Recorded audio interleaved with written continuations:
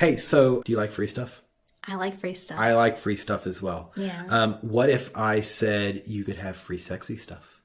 I would like free sexy stuff. Where would we get this from? Where would you get this? But I'm not done yet. Okay. I'm adding more cool shit.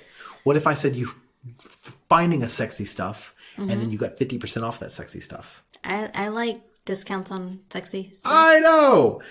So if you go to adamandeve.com and use the discount code BYTHEBI, BYTHEBI, you get sexy stuff, free stuff, 50% off of one stuff.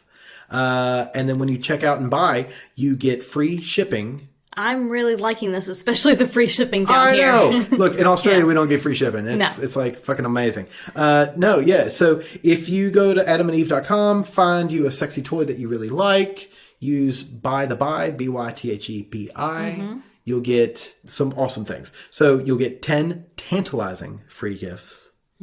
You will get a sexy item for him, a special gift for her, something that you both are going to want to play with. It sounds pretty good. I know. Yeah, I'm all right with this. And on top of that, 6 free movies.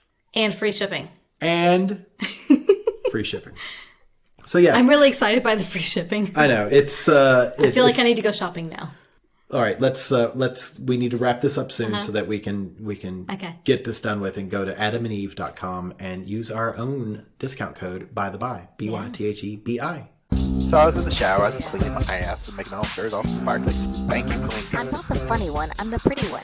Cock shots. I just checked myself out. Candles, music, wine, and then lube up and get on top. The glory hole's like a dick theater. I've imagined your friend. Which means your pants had better come off. Mama needs playtime. We're not sluts. We just love love.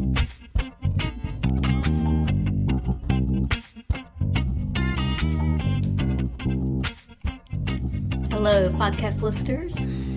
It's funny. I can actually see the spike where my elbow popped on the on the thing. So I don't know if you heard that at home, but that was my elbow. Yes. Welcome back to another week of By the By. We are aging as you as you listen. Snap, crackle, pop, my body. Awesome. Yeah. So hey, how's it going? Hopefully everybody at home is having some really nice, sexy times. Yeah. Yeah. Because it's sexy time o'clock? I don't know. Every time is sexy time o'clock. Yes. Every time my clock dongs, I'm like, it's time for sex. Love it. Angela is currently playing pirate with a very, very aware and awake Ripley, considering how late it is. Yeah. Yeah. And we're going to see how long it lasts. We're going to see how long it lasts. So Yeah. you might get some squeaks and squawks during this podcast. Yeah. Yeah, it's fine. It'll be fine. It's fine. Fine. What do we have coming up?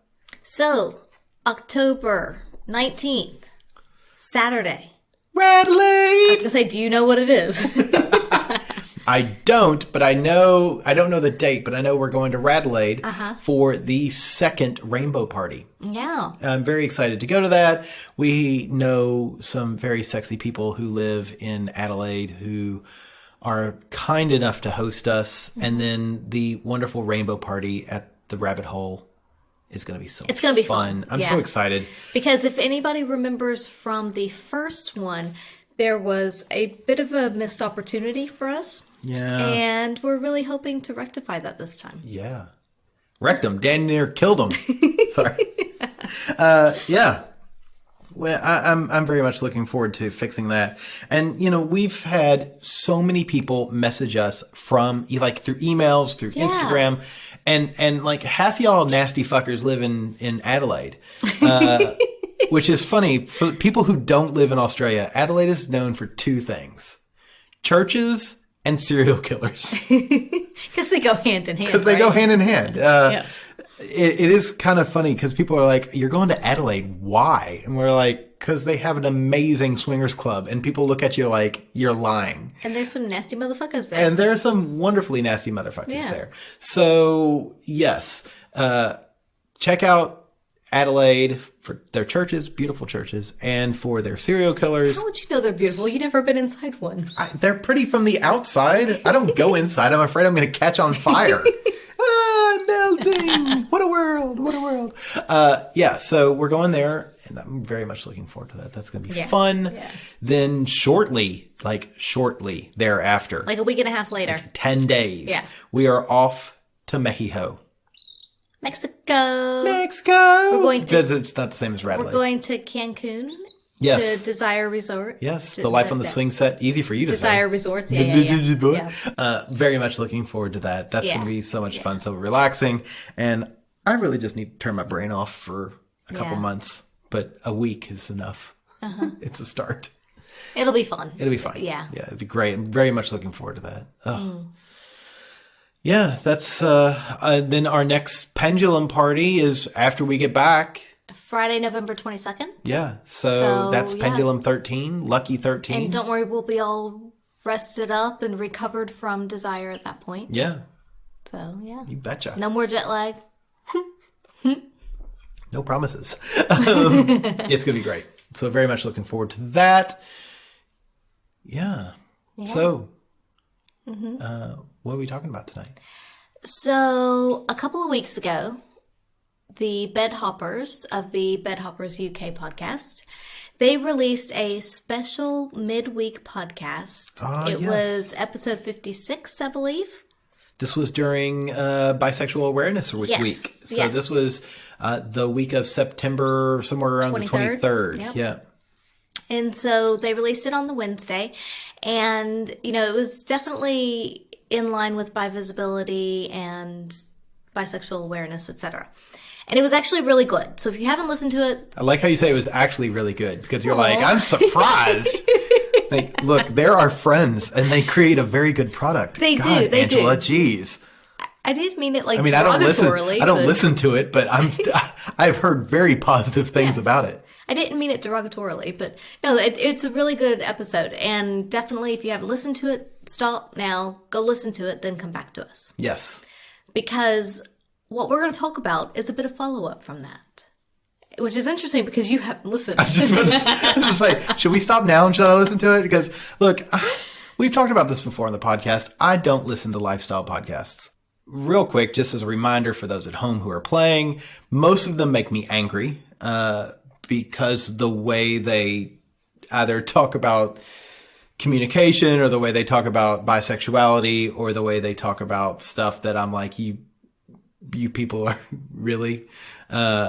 So yes, I don't listen to any other podcast. I don't even listen to our own podcast. You do all the sound editing and stuff like that. I just talk, which shocker, I know. But I do a lot of reading, and I do like to read in the lifestyle sort of thing. But podcasts, I just yell at, and they make me angry. Yeah. We'll say the Bed Hoppers do create a very high quality podcast. What I have listened to, I'm very impressed with the sound quality. Of course I'm impressed with the information because I do like them as humans. Yeah. But I think one thing that pisses me off about most podcasts is the sound quality, and theirs is top notch. So props to them. It is good. Yeah. So all that being said, right. But I still have an opinion, even though I love them both. Yeah. So their episode, they had a number of guests on, and they had a lot of discussion around bisexuality, all different realms. It was really good. I very much enjoyed it, and I really liked hearing some of the opinions and perspectives of the people that they had with them. And were they all British? I believe so. I should listen to it just for that. I know. love Just the British listen to the accent. Yeah. Yeah. Hello! Oh, sorry, go ahead. I really, really enjoyed it. And my only thing, I don't want to say complaint. Opportunity for growth. Well, there's nothing they can do about it. Was that because it was discussive and because they were all sitting around and talking about this as a group. Okay. I wanted to join in the conversation. Oh, well, there you go. And there's nothing that can be done about that. That is correct. We can't go back in time, and it's very difficult for us to fly to Great Britain. Right. So there were a number of points that were brought up that I thought were really good, and I really liked the perspectives of the people in the group. But at the same time, I wanted to push it a bit further and take the discussion a bit further. And Okay. so I want to kind of touch on some of the points here that didn't get discussed further. Okay. And then we can just kind of see where it goes from there. Sure. But it was, like I said, there were some really good discussion points, some really good perspectives, but yeah, sometimes it was like, I want you to probe that just a little bit further. You want them to probe that? My God. Sure. You want them to probe it a little further. You hear that, Mr. H? Deeper. That's what I just heard. Yeah. Deeper is always welcome. Yeah. You betcha. So the first topic that I would say was because one of the ladies, she was saying that, and I'm going to probably get it a little bit wrong because I'm going purely off of memory. I didn't actually write down all the specifics and whatever. I didn't, my research is not that thorough. I love it. But she was talking about coming out and as bisexual. And I mean coming out like on Facebook, coming out to her community. Sure. And I'm assuming that anybody who's really close to her would already know, but this is, your family, your friends, and again, greater community. So the question is, and I think somebody asked this, was why do you need to come out? So why do you feel the need to come out? And there's going to be a whole array of things that follow this as well, so we may touch on some of them in discussion. Okay. So I won't go through all of the specifics that I would like to touch on. We'll just see where it goes, and then we can always come back to it. But the first question is, why do you need to come out? And what is the impetus for that? Do you need to? You may or may not need to, but, what are some, why would you? Do you want to touch on that, or do you want me to start? It's funny. The first thing that came out, the first thing that comes up for me when you talk about coming out is I didn't come out necessarily for me. I came out for other people, and not the people necessarily like friends and family close to me, but for the people who, I don't know, who don't necessarily know me. As a role model for the greater community. And which is funny because I don't like that word role model because I don't feel like a role model. But I do feel like a mouthpiece. Yeah. That I'm okay with. If you consider that a role model, then go for it. But I'm more of a mouthpiece for the community than I am, I think, a true role model. It was important for me to come out for that sort of being authentic to myself and not having to worry that when I say things that I need to worry about what context they're being taken in. So if it's kind of funny because if you're with let's say a male friend or female friend, gender neutral, I guess friend doesn't really matter, but specifically because I'm male identifying, if you're with a male friend and they look at somebody and go, oh, he looks really nice. Most people are like, oh yeah, he looks really nice. But then with me, they might be like, but does he want to bang him? Are you interested in that? that? And like, I don't necessarily like that. There's an extra overtone to it. Yeah. So I sort of get it that people wouldn't want to come out. But I think part of coming out is that self-authenticity. And there is nothing but positive things that can come from being authentically you, no matter what that looks like. And we've seen a lot of people who are not authentically themselves. And often, those are the people that others look at and go, oh, they seem fake, or they seem disingenuous, or I don't like them, or I don't want to spend time with them. Yeah. And we've seen it both inside and outside the lifestyle. So I don't know. I mean, I get not wanting to come out in order to protect yourself or to protect your family, your children, etc. Which we'll get to a bit. But ultimately, I go back to that sort of, I go back to that Dr. Seuss quote, which is those who mind don't matter and those who matter don't mind. Mm-hmm. And I think that's important to remember. Yeah, I think there's a lot of people. So some people will want to come out for themselves, like you said, to feel like they're more able to be their authentic self and they're able to be themselves around other people and they're not hiding anything. It can be very important for your own self-worth to be out and to be who you are and to be honest with the people that are close to you in life in particular. And again, how out you are in greater community can very much vary, but at least to the people that are close to you.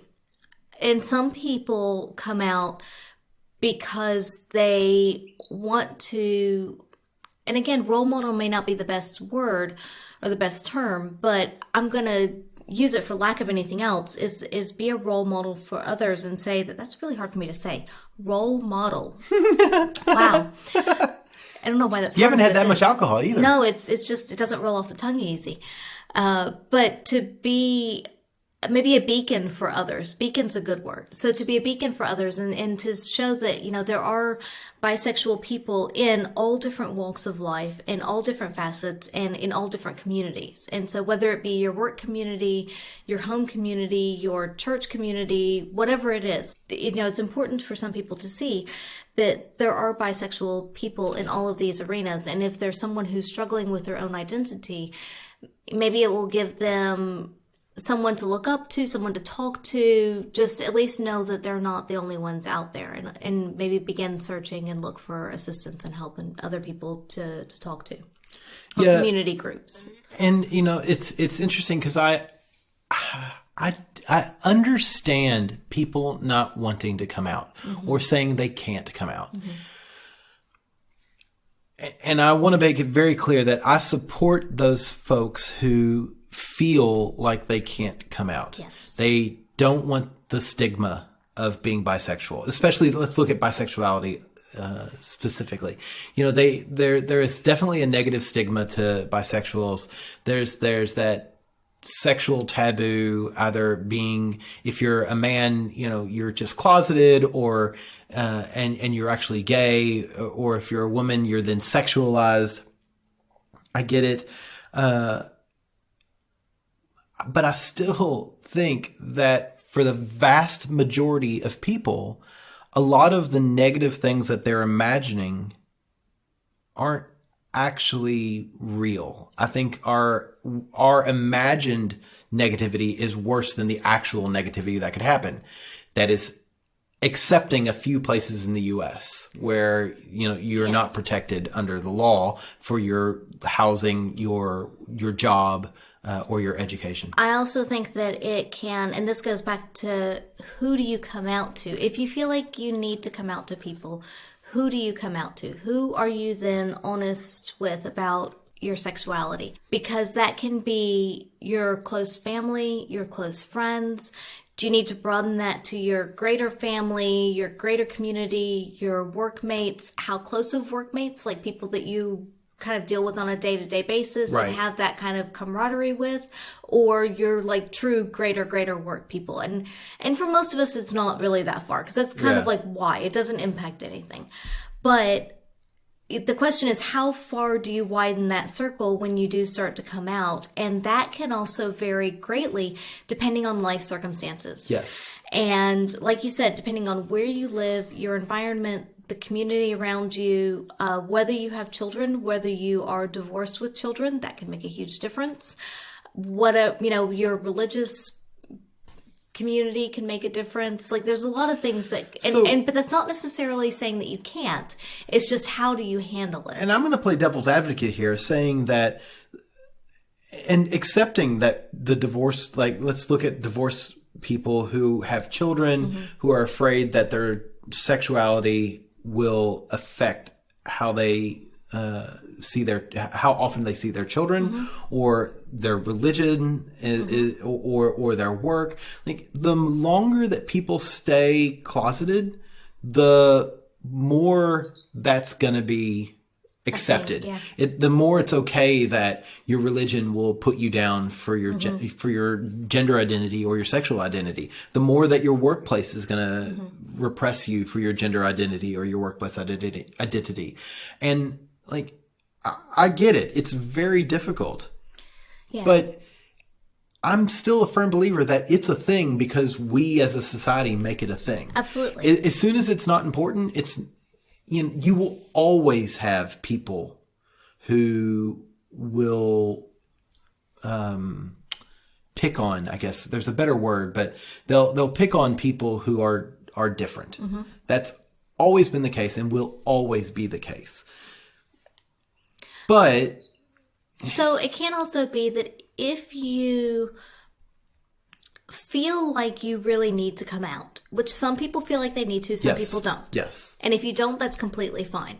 But if you feel like you need to, but you have hesitations because of some of these things or other things entirely that we've not even thought about, maybe the way to do it is to think, how should I do this? And maybe make it a staged approach. And that maybe I tell the people that are like the closest 2 to 3 people to me, and then kind of broaden that as time goes on and as you feel comfortable and as you feel like you're able to. And that doesn't mean it has to happen quickly. It can take a long time. It doesn't really matter. And it doesn't matter if it ever happens even. I think it's very much of a personal choice. And do you come out? What are your reasons for doing that? And how do you do that? Which is the next thing is, when people talk about coming out, you think of like this, like a big ceremony, like they make a big deal of it. Yeah. And some people do. Some people really make it a thing, and it's really public. It's really showy. Sometimes it's very much of a, okay, let's sit down and have a conversation. And then some people just kind of put something up on Facebook and it's just there and it just is. It's not a thing. And it's, again, you make it a thing if it's a thing, but if it's not, if you pretend like it's not a thing or you act like it's not a thing, then it's not a thing. And wow, you just went totally Seinfeld there. It's only a thing if you make it a thing. And if you don't make it a thing, it's not a thing. You see, the thing that you make a thing is a thing. You think? So, but again, it's do you make it a big deal? Like, is it like really important to you that you're like, hey, look, here I am, and make a show of it? Show, quote unquote, or do you, is it a serious thing in which you're like, I really need to sit down and have an extensive conversation with you so you understand where I'm coming from? Or do you just be like, no, it's just who I am. It's out there and it's a thing and I'm not going to make a big deal of it because it's not a big deal. Yeah. And again, that's a very personal choice as to where you are on that spectrum. Absolutely. And I think that, yeah. And so I don't know. I mean, because to me, I'm very much of a, it's not a thing, so I'm not going to make it a thing. And for me, it's the opposite. It's something very important. It's for me, it's a vast majority of my identity. I say that it's a third of my identity. Yes, but at the same time, like, I don't think that it should be a big thing to other people. No. So therefore, I'm not going to make it a big thing, because if I make it a big thing, then they're going to act like it's a thing. But you and this thing a thing, like thing one, thing two. What I'm saying is that it is important to me. Mm-hmm. The people who are important to me, it's not going to be that important to. It's going to be important because I care about it. Right. The thing, and I think the but less, it's not going to be a negative thing. Yeah, I think the less important the person, the more important it might be to them. Mm-hmm. Which goes back to the Dr. Seuss quote, you know, those who mind don't matter and those who matter don't mind. And I think that's an important point. Mm-hmm. I think above all else, no matter how you feel, to thy own self you must be true. And whether that is not coming out or coming out, I think that's, both of those are valid choices, with the exception of it's probably not nearly as big a deal as you think it is. Agreed. It will be bad it could be bad in the beginning, but ultimately it's going to be all right. So I also think that how you perceive it and how you go about it very much has to do with whether you are a very private person where you don't really share a lot of your life and a lot of what goes on. Right. Or if you're a very public person, or, you know, depending on where in that spectrum that you sit. as to how open and how public are you with your life? How much do you share, even if you're not like public, like, you know, media, even Facebook, right. that kind of thing. But even just amongst your everyday friends and your workmates, how much do you talk about what you do and who you are? And that kind of thing, or amongst your family and your friends. Because some people are very, very reserved, and then some people aren't at all. So that may also impact your desire, your need, your want to come out, and how you want to do it, and how you want that to look. Yeah, I agree. Yeah. So the other thing that I think can complicate it as well is if you are bisexual and in a non-monogamous relationship. We've talked about it before, but one of the kind of stereotypes or myths of bisexuality is that you're promiscuous. Yes. And so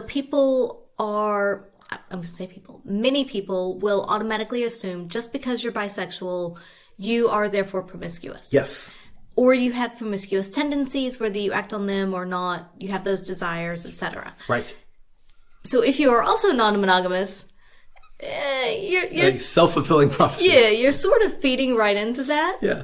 But at the same time, there are so many bisexual people that are monogamous, but you know, there's a lot of us that aren't as well. And so how do you balance that? And if you are in a non-monogamous relationship and you don't want to come out yet as non-monogamous, but you do want to come out as bisexual, how do you balance that? And how do you kind of shift the focus more towards the sexuality and less towards the relationship dynamic?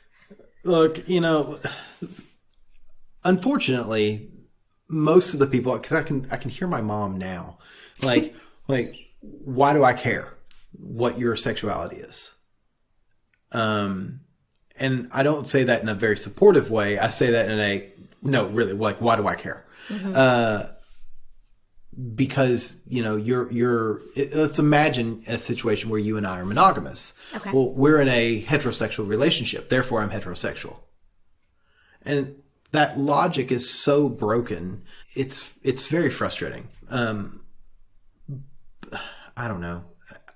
I find myself, it's just like, I just get frustrated because it's very similar, I feel, to the sexuality and gender discussion. Mm-hmm. It's two things that have absolutely nothing in common.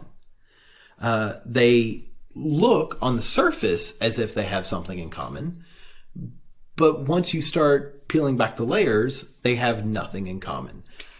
And maybe that's the key then, is if the discussion starts to go more towards non-monogamy, straying, you know, seeing other people, maybe cheating on your partner if you've got a long-term partner and whoever you're coming out to or talking to is concerned that you may then want to see other people or sleep with other people, then bring the discussion back to sexuality, and that has nothing to do with that. Yeah. You know, my partner and I were okay with this. We've accepted who we are and our whatever our sexuality, our tendencies are, and this is a part of our relationship, and it's okay. So let's assume two people talking, mm-hmm. Two friends talking, one bisexual, one heterosexual. Mm-hmm. And the bisexual person comes out to the heterosexual person, and then, of course, the heterosexual person assumes that the bisexual person wants to cheat or is cheating or whatever. Mm-hmm. I think a very fair question is looking at that person and going, have you ever fantasized about having sex with someone other than your own partner? Mm-hmm. And one of two answers is going to come up. They're either going to be honest and say yes, or they're going to lie and say no. If they lie and say no, give up the conversation. You're not going to win, mm-hmm. but they are, I promise you, lying. Mm-hmm. It goes back to that masturbation thing. There is nobody who doesn't masturbate. If they say yes, go, cool. Have you ever acted on that? And one of two things is going to happen. Either you're going to hear a story about the time they cheated on their partner, which you're like, oh shit, we have a whole new conversation to have. Or they're going to say, of course not. And we're like, cool. How has my sexuality changed my actions? Yeah. Why does being bisexual mean that I must cheat on my partner? Mm-hmm. So admittedly, it's a choose your own adventure, which is a couple of those things are kind of terrifying. But if your person you're coming out to is rational, that's big if they're rational, then I don't think it's a big deal. You can logic it out. And I think that's an important thing to do, is logic it out. And I think also it goes back to the thing that we've said a million times before. This is something you've thought about for a very long time. Yeah. And this person might be hearing about it might be a shock to them. Yeah. Heck, it may not be a shock. I think most people I came out to went, well, duh. But, still. That sounded very Southern when you said that. Thanks. So the other complicating thing, and this is a common one that you hear about, is what about children? I don't want to affect my children's life, the social circle that they live in, the people that they surround themselves with, whether it be schoolmates' parents, friends' parents, etc. Basically, I don't want my sexuality to impact my child. Your kids are going to get made fun of for something. It might as well be something cool. I was going to say, I have a few thoughts on that, in that I understand that perspective. And it can very much depend upon the community that you're part of, where you live. Again, is there an actual risk of physical harm? Yes, that's absolutely. A problem. This is it will be different discussions based on New York City, Mobile, Alabama, and Sacramento, California. Yeah. So if there's no risk of physical harm, again, it goes back to, I think you have to look at your life, and I'm going to say your as in you, but also your as in your family and those your that you're responsible circle. For. Yeah.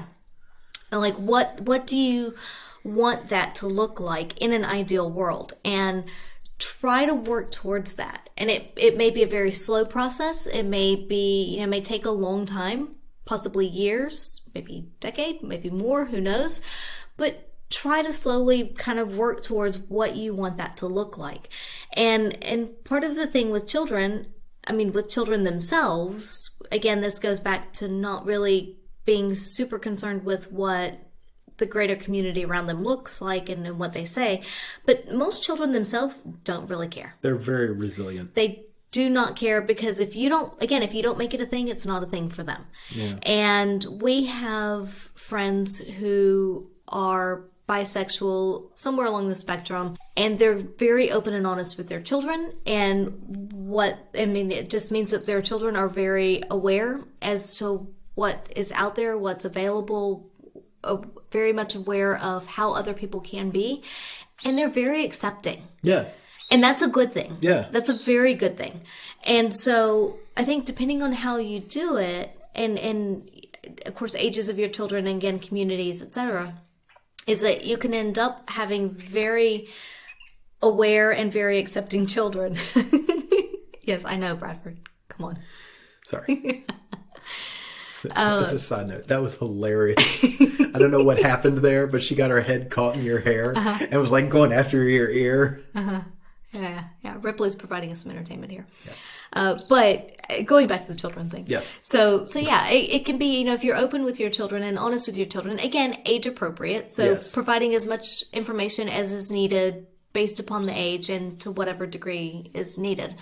Or is necessary or warranted, but you can end up having some really awesomely aware and accepting and open children, but that doesn't mean that it's going to be for them. It just means that they're aware of what options and opportunities are out there and what other people's experiences may be like. Yes, and that whole thing, it always cracked me up. Don't talk to your children about it because you don't want to affect the way they're going to be raised. And the number of homosexual children who have come from heterosexual relationships, I don't think it's a big worry about that. And let's look at a different aspect where you don't want to come out because you don't want it to affect your children.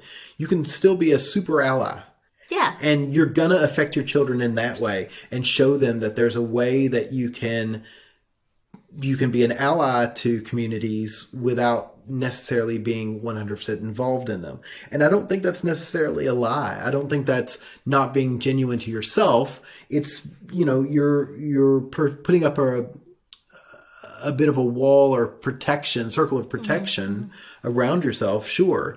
But if you're waving the ally flag, you're showing your children that the way it should be. And I actually think that's a really good point, because if you are bisexual and don't necessarily want to come out, coming out as an ally, being an ally to the community is a great way, again, to support and to kind of bring that awareness to the lives of others around you.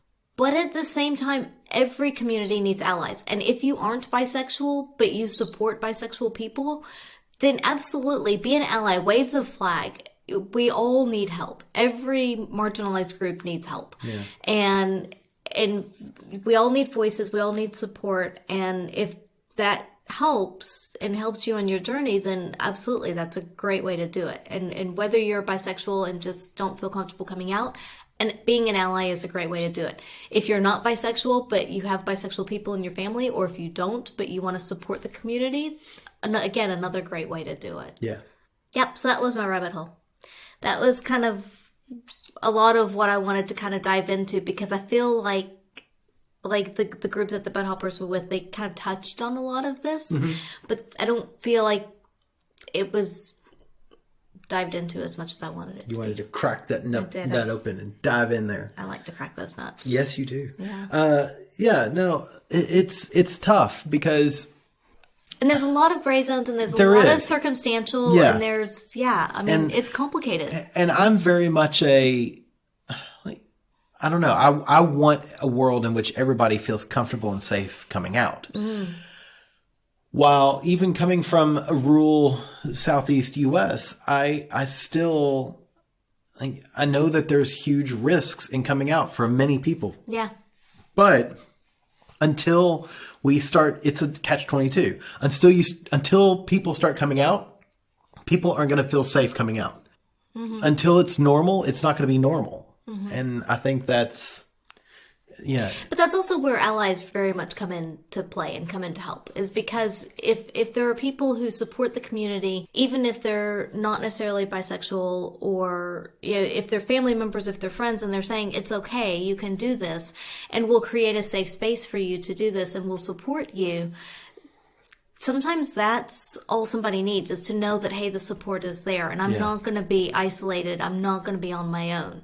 Yeah. And so I think having the greater community around you and having that greater community support allows people to feel more comfortable in coming out and being honest and true to themselves and those around them. And then I think that kind of gets that ball rolling, and it just makes it a lot easier. And it's one of those things too, that if you have children, and let's say you have children of the 14, 16 and older age range, hell, even younger than that, I think. It's, if you can create a safe space for them and their friends at home, and it doesn't take a lot. Children are very perceptive. So if you yourself are kind of cool, chillax, and okay, get something that we've all seen, those little rainbows on companies that say this is a safe space. Yeah. They put on the glass windows. Get something like that. Have it small framed. Just put it in your house. Yeah. A safe space logo, even if you just have it printed on nice paper and framed and sitting in your living room, so that when the kids come over and they see it, they're not going to notice it until they need to notice Unless it. it's a thing for them. Yeah. And once they see that this is a safe space, now you've created a location for them that if they need protection or need help or need someone to talk to, that's what you've created. Yeah. And I think that's good. And again, with your own children, that's something that those kids will be much more apt to support. The kids are little carbon copies of their parents. They'll be much more likely to support their friends if they see that their parents are supporting people. Absolutely. And what does support look like? I think that's something that's really important. Support looks like not accepting when people make jokes about a community, definitely not just ignoring it or turning the channel off if it happens on TV. But if you have friends or family members, specifically family members, who are over and they make comments, you call them out and say, that's not okay. Do that in front of the children. talk about why that's not okay, how that would make you feel. And it's important to call people out who make inappropriate comments and jokes about marginalized communities. Absolutely. Yeah. Yeah. Also donate to your local communities. There's a lot of work that can be done there. Yeah. Yay. Yeah, there's a lot of community groups that if you want to, you can get involved with. You can always donate. And they're always looking for donations. Many of them are nonprofit, so every little bit helps. Cool. Want to take a quick break Sure. and then we'll come back to something else? Yeah, okay. All right, cool. I'm Jace. I'm Emily. And I'm Dedeker. And with our powers combined, We are the Multi-Amory Podcast. If you're happy with the same old ways of dating, If you enjoy sucking at communication, and you have no desire to improve your romantic life, then our podcast might not be for you. but if you want some out-of-the-box ideas to deepen your current relationships, broaden your sexual horizons, develop a better understanding of yourself, or learn more about non-monogamy, Then come check out the Multi-Amory Podcast on the Swingset Network at swingset.fm, the Swingset FM Android app, or at multiamory.com.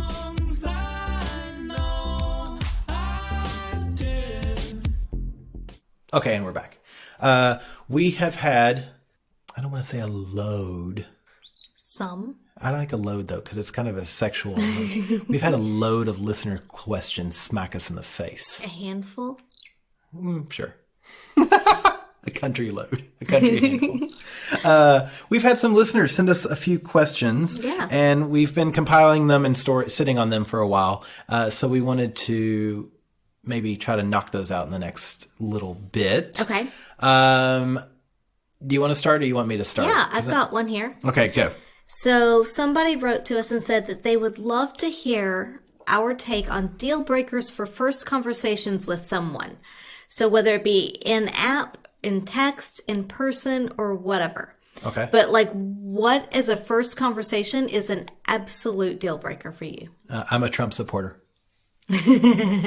That's a pretty good one. Yeah. Okay. Or if they're wearing a red MAGA hat. Oh God. If they're like, oh my God, that ScoMo guy, he's amazing.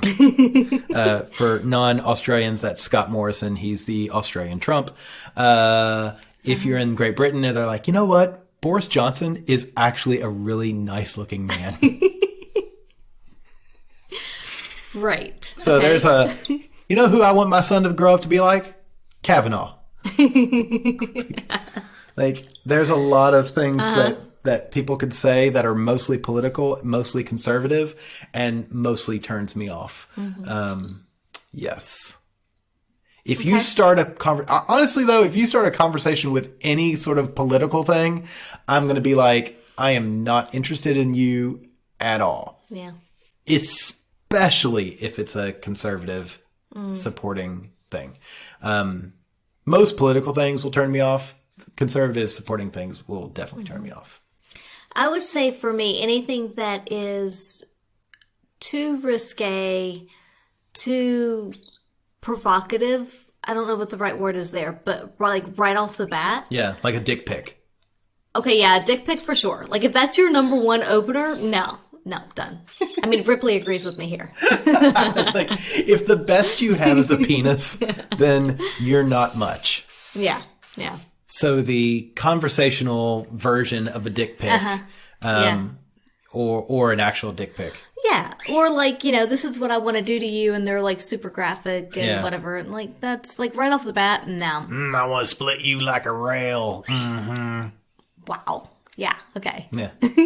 I want to see what your ankles sound like. Sound like. Yeah, because you're up near my ears. Oh God. Well, I can crack mine pretty well if that's what you want. And get that rolling crack going on. Yeah. Hashtag old. Hashtag rolling crack. Although I'm pretty sure I've been able to do that for like 20 years, but yeah. Yeah, it's look, I can't think of anything else that would really there's a lot of things I don't like. And most of it ends up being feeling rather than it's just a feeling I get, not necessarily something that someone specifically says, but definitely if I can tell that they're only in it for the sex or somebody who is extremely conservative, then that's immediately, or somebody who's plastic. Yeah. And you can always tell the people who are plastic, I think. That's something that turns me off almost immediately. I would say as well for me, it's people that are too passive. So if someone's just way too passive and just like you can't, it is just, I don't know, like passive, timid, something like where you're just not putting yourself really out there enough. Or they're putting no effort at all. Yeah, like I don't want to have to carry the conversation. I don't want to have to put all the work into this. And you don't mind doing some, but I don't want to do it all. So it's so funny because you said that, and I immediately, like right before you said too passive, you went too and then paused, and I was like, oh, aggressive. Because the last thing I want is like the people who are like, hey, what are you doing Monday? Hey, what are you doing Tuesday? Hey, are you busy on Thursday? Hey, do you want to hook up on Saturday? Hey, I'm available on Sunday. I'm like, oh my God. Okay, you clearly need a hobby that's not me. So basically what we are saying here is that there's a fine line between being too timid and desperate. passive and then like being too aggressive and desperate. Yeah, and I feel bad because I realize what we're describing is Utopia. A utopia of human being. Yeah. And yeah, look, I accept that that's hard to find. Yeah. But look, I don't know. But it is one of those that you don't want somebody who's like out of the gate very graphically describing what they want to do to you or showing you pictures of such things. Like, I don't want that. That's a complete and utter turnoff for me. Or if it's clearly only about the sex. Because we've had messages from people who are like, this is our address. Our door's open. We'll be having sex. Why don't you come on in? I'm like, wow. Why? Yeah. I don't want to do that. That doesn't sound like fun. Yeah. And I don't really care what you look like. Yeah. I would say no to Bernadette Peters if she did that. But that's some people's thing. Sure. But again, I'm not meaning to yuck your yum. No, but this is our perspective. This is for us. That's a massive turnoff. Yeah. Yeah, I would say that. And also there's been people that have messaged me and then I'll respond back and then I get like a 1-word answer or something. And I'm like, seriously, like you instigated this and now you're not willing to carry it at all. And I think what people should do is take a good hard look inside and say, what kind of response or what kind of message would I like to receive, and try to cultivate something that is along that line. I have a hard time believing that people, would be okay with a 1-word answer if I've spent 2 or 3 sentences asking something and I get back a 1-word answer, I have a hard time believing that people would be okay with that. So are you more lenient or less or not different, no difference at all with someone in person as opposed to like over text or over an app? I am more lenient with somebody in person than I am over text or an app. Because it's easier to be funny in person, or it's easier to be, I can look at you and go, this person is nervous, this person's intimidated, and I'm much more forgiving of that. Okay. Yeah. And people might ask if I'm more forgiving via gender. No, I am. I hold both genders to the same level. I would say as well that I'm more forgiving in person. I would say not just for being able to read them and tell that they're nervous or whatnot, but for the fact that I can sort of, I don't want to say openly mock, but sort of mock what they're saying or what they're doing. At least try to point it out in some way to them that is, like you said, then a bit on the more humorous side, or on a, tone is conveyed a lot differently. Yeah. And so you can kind of say, hey, look, this isn't really appropriate, but, you can do it with your words and with your tone as opposed to actually having to say that. You're saying that you're okay with them being more inappropriate face to face if it's clearly a joke. Or if you can then put them in their place a lot Yeah. easier and it not be as stinging, because the same thing said in person and the same thing written over text are taken two very different ways. Correct. Yeah. And you can usually get away with a bit more if you say it in person. Yeah, So, agreed. Because they yeah. can see the sparkle in your eye, Yeah. whereas text can look kind of cold. Right. Right. Yeah, that's funny. Yeah, yeah. We've had bad experiences Yeah. where people say things to us, and we're like, "Yep, not keen on this." And we've had those experiences where people drone on and on about stuff that's like what we're doing now, stuff that's not terribly important, and that's not arousing. Yeah. Okay, I have one here that Okay. is interesting, and I think it's going to be surprising for some people. Okay. I'm curious. Somebody asked, what clothes or accessories turn you on the most? oh. And then I'm going to sort of expand that as to what do you like to wear to make you, that turns you on. You have two things that I absolutely love. And I think that most people would be like, what the fuck? First of all, just in general clothing, sweater dresses, I love a sweater dress. Long sleeve is my preference. You have a few sort of mock turtleneck to turtleneck sweater dresses, or cowl, not cow, necked sweater dresses that I absolutely love. I think there is nothing sexier on a woman than a sweater dress. Yeah. For men, it's suits all the way. Suits are great. Then secondly, anything that you wear at night that is jersey knit turns me on.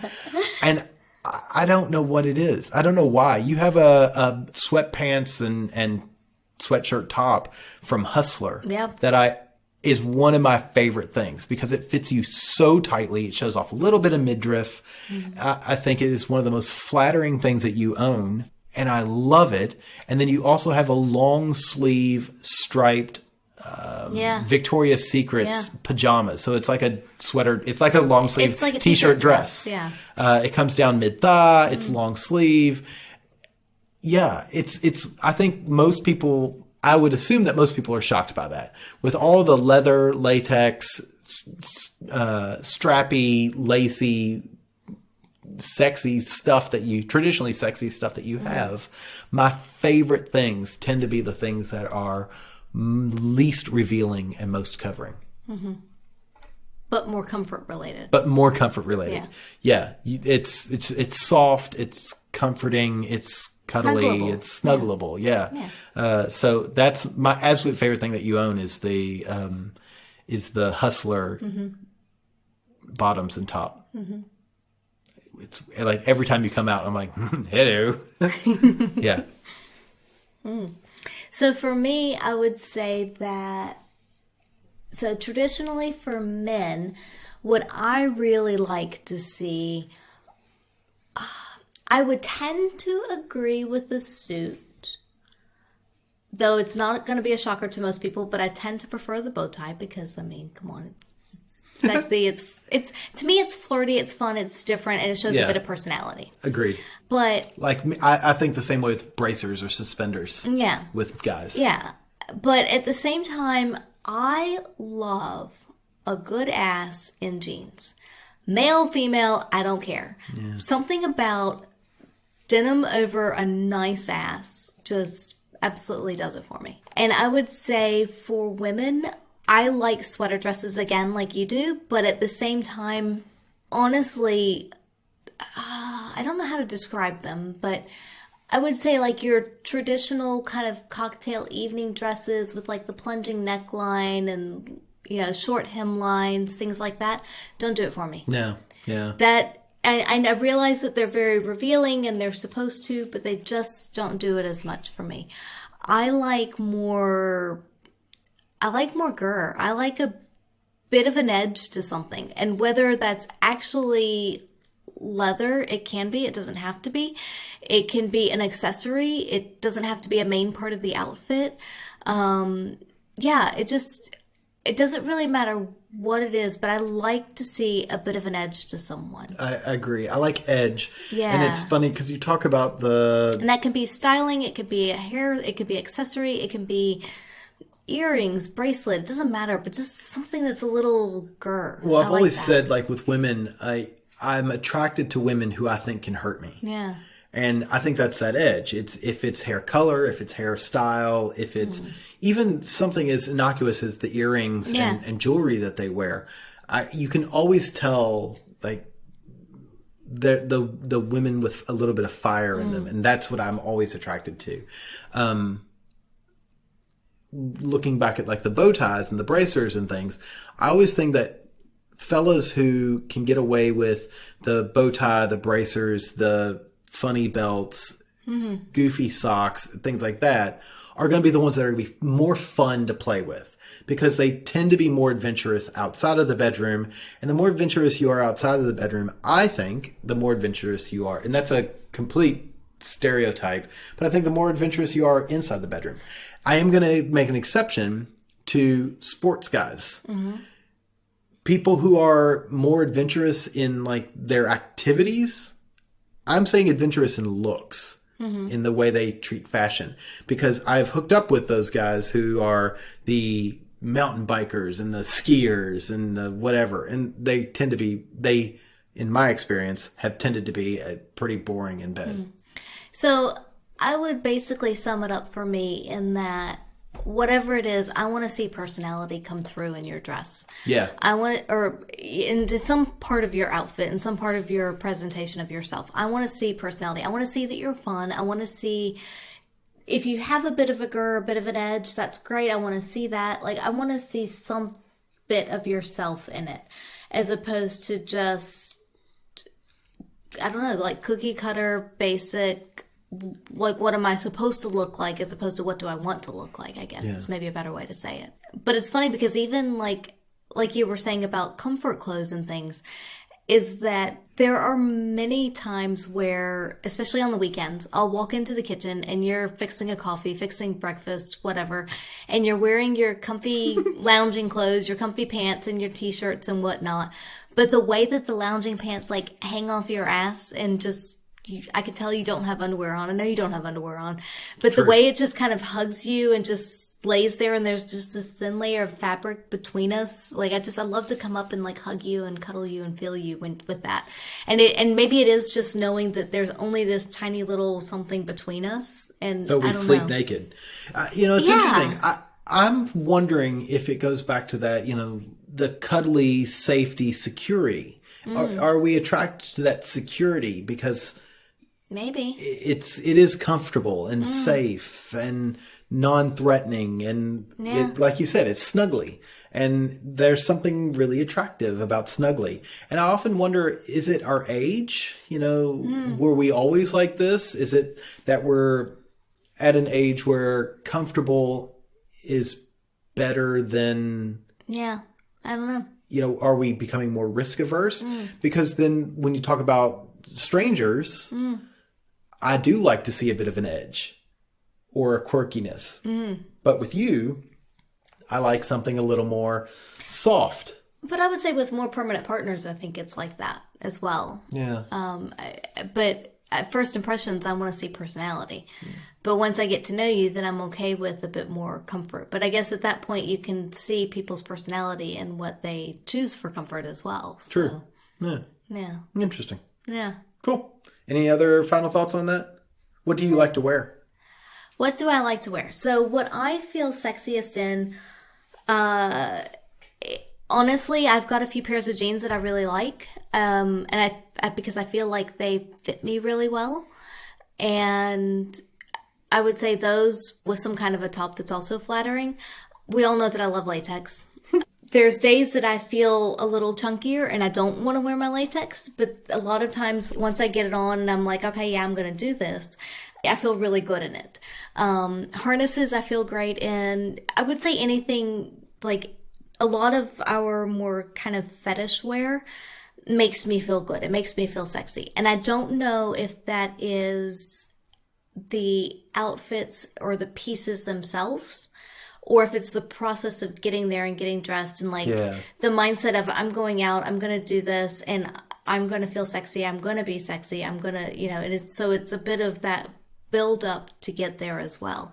So it could be kind of hand in hand, but I really do like kind of my harnesses and the latex and things. And those are some things that I've started to kind of integrate a bit more routinely than what I perhaps used to. So, but day to day, I would say a nice, well-fitting pair of jeans and a flattering top. Okay. What about you? I don't know. I like the way I look in a suit, I think. I am very much, I like a tuxedo. I think a tuxedo I think it's honestly because it's so rare. Yeah. But if you're looking at it from a day to day, I will often throw a blazer on instead of a jacket if it's cool outside, just because I like the way I look in some of the blazers that I have. I'm always wearing a bow tie. But I don't know. There's something for me that I feel good about, that not quite polished or a bit disheveled, where you're wearing a pair of jeans or corduroys or something and an untucked shirt with a blazer over it and a tie. Yeah. I kind of like that, the feel of that look. The rakish look. Yeah. It's I like that. I feel good. I tend to feel good in that. Or a polo and a blazer. That's what does it. That's what I like for me. Yeah. You do have some nice blazers though. Do. Yeah. There's some really good stuff. Yeah. So, yeah. Cool. Do we want to wrap it up? Sure. Let's go for it. What do you feel sexy in? Let us know. Email us, theatomsoflove@gmail.com. Message us on Facebook, on Instagram, on Twitter, @ByTheByPodcast. Support us and get some cool shit too from patreon.com/bythebypodcast. If you want some geeky sex toys, go to geekysextoys.com and at your checkout use By the By and you'll get 5% off of whatever you order, and they ship worldwide, so you can get some cool shit from geekysextoys.com. Yeah. Any last words? Thank you. Yep. Thank you. Bye. Hi, I'm Mr. Pent, co-host of Life on the Swing Set, and you're listening to a Swing Set Network podcast on swingset.fm.